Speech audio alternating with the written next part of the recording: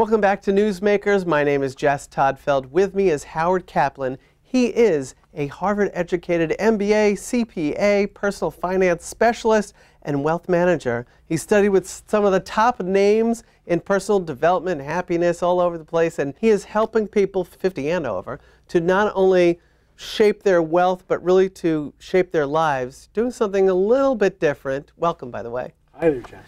So tell me what you're doing with these people. Well, we're trying to help them craft their life, and we're trying to develop a strategic plan for them, going forward, rather than just the focus on traditional retirement. Right. But now, here you are. You're helping people. You turned 50 yourself. Yes. And there was kind of a little shift in how you should be helping people. Explain. Well, I saw in my own personal journey that it wasn't about retirement that I was looking towards. It was really about renewal. And I had to start renewing myself. And in the work I was doing also in the personal development field, I started focusing on what are the important areas to do that. And what I found they are is health, productivity, and relationships. That's where the secret sauce comes from, right, in life. And it wasn't just all about money. All right, so you're managing people's money. You're the money guy, right, but the light bulb goes off. You're thinking there's more here. What happened? Well, absolutely. Two things. One is when I had a client, I basically said, if I really care about this person, I'm concerned with their life. It's not just their money. It's I want them to have this great life going forward. And then I also turned 50 about 5 years ago and started taking this personal journey to renew myself. Because it wasn't about retirement for me. I love what I do. Yeah. So it was about renewing and sustainability because I have decades to go in front of me. And let's talk about that word retirement. Some people hear retirement, they get a little scared. It conjures up ideas of what it meant for their parents. What's your take on it? Well, rightfully so that they get scared because and so few people really get this. The word retire means come to an end. Uh-oh. How many people really want to come to an end, but that's exactly what they're focused on? Right. It used to work when maybe you turned 65 and most people, statistically, would die 5 years later. Right. But now when you have decades to go, coming to an end makes no sense. So of course they're scared and confused, and when you add in what's happened with the economy on top of it, people really need to rethink this.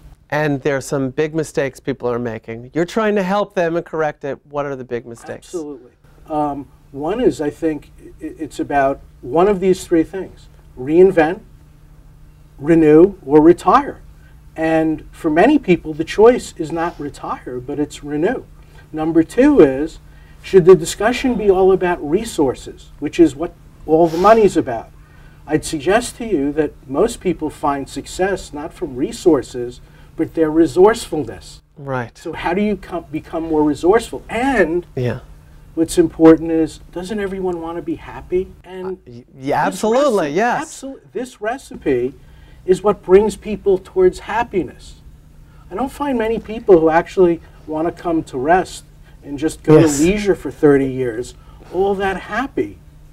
It doesn't make any sense. The old paradigm sounds like you're being put out to pasture, and you're saying you have decades and decades to figure out what you want to do with your life. Right. Okay, so we're going to take it a step further. You have specific strategies that people can use. What are they? I think in the area of health, people need to go on the offense when they get to these ages. That's not typical. Most of us wait around to get sick. But when you get to 50s and 60s, based on behavior and patterns over decades, many people will have conditions. So you actually need to go on the offense. If you don't have your health and energy, you can't be resourceful. It's going to get in your way. Right. Productivity. You need to get inside yourself. You need to actually take a look at what are your strengths, your talents, your skill sets, what are your passions, your purpose. When you talk about sustainability, what sustains people in productivity? It's their passion and purpose. Right. No one likes doing things that they hate, although that's what although people do it. They spend their whole life doing that. Right. But you're saying it doesn't have to be, especially at this point in their life. Especially at this point. There's a very big distinction. Earlier in life, for a lot of people, it's about family formation. So it's about the kids and the kids growing up. Yeah. When you get here, it's different. you will have made decisions because of the household to work in things that you don't love because you're just taking care of the kids. Well, you get to your 50s and 60s, you have some choices in front of you, and there are going to be some decisions to make. And you can do a lot better, or you can just go on the glide path that you're on. I love that it's not just an idea you're willy-nilly throwing out, that you're really getting specific with strategies. Last little point before we go, the adult children of those who are retiring. How does that figure in, or I guess the mindset probably trickles through the rest of the family? This is so exciting.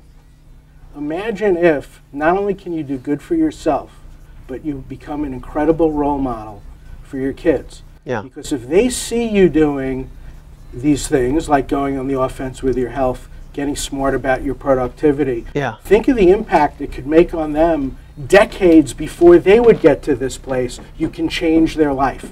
Yeah. It's very powerful stuff. His name's Howard Kaplan. Howard Kaplan, you're out there trying to change people's lives, which is a good thing for the good. You're trying to change people's lives. I thank you for being here today. Thank you.